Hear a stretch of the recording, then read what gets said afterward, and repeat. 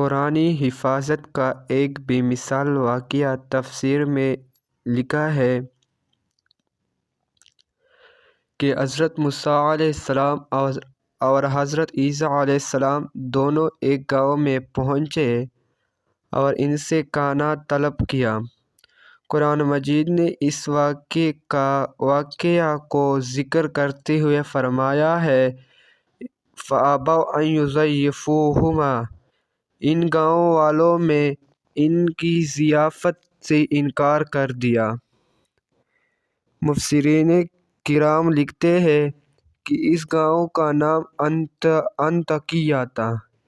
جب یہ آیات نازل ہوئی تو انطاکیہ کے رہنے والوں نے سوچا کہ ہمارے آباء و اجداد تو قیامت تک کے لیے بدنام ہو جائیں گے، کیونکہ ان کی انکار کا قرآن پاک میں ذکر آ گیا ہے۔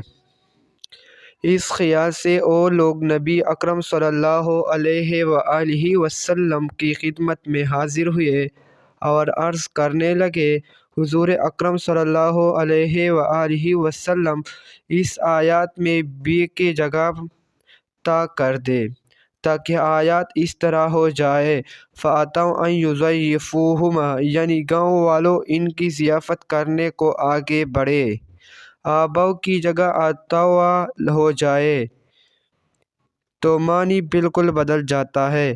آباؤ کے معنی انہوں نے انکار کر دیا اور آتاؤ کے معنی وہ ضیافت کرنے آئے۔